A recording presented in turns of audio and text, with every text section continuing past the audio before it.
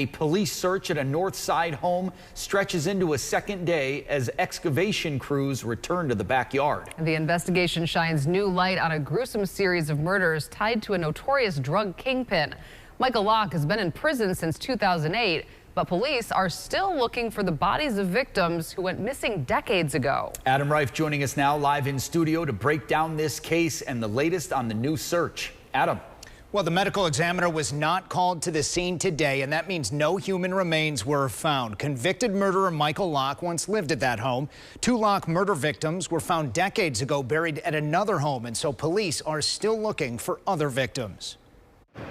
Definitely, this was about searching for those at least 4 bodies that are unaccounted for somewhere in the city of Milwaukee, county of Milwaukee. We're not sure exactly where. There are still loose ends in the Michael Locke saga. The drug kingpin, criminal mastermind, and convicted killer has been behind bars for years. But Milwaukee police have long believed more victims are buried somewhere in the area. And this is the playbook that they saw with the 2 bodies that they found, and they think there are more bodies definitely out there. Investigative reporter John Diedrich has covered Locke and his body snatchers gang for the Milwaukee Journal-Sentinel for decades. Locke would set up drug deals with the major dealers and build a rapport with them. When the deals got big enough, he'd kidnap them and torture them. And hold them hostage. And if things didn't work out, they'd get murdered. 2 bodies were dug up in 2005, buried under concrete slabs behind a home Locke once owned. A few years later, Locke was convicted of drug possession, kidnapping, prostitution, and homicide. He's currently serving 2 life sentences in prison. This week, excavators were carefully searching a yard near 15th and Congress,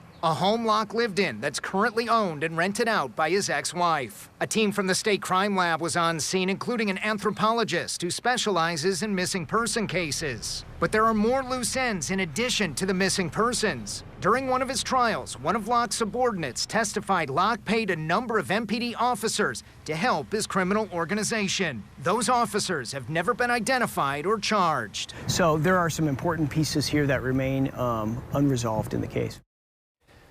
Today, calls and messages to numbers for Locke's ex-wife, the homeowner there, were not returned, and the people currently renting the home would not answer questions today. The excavation equipment was taken away at the end of the day. All indications are the crews will not be back tomorrow to continue searching. Natalie Jessup, back to you. Well, not a lot of answers, but certainly a lot of questions. Adam, thank you very much for leading us off tonight.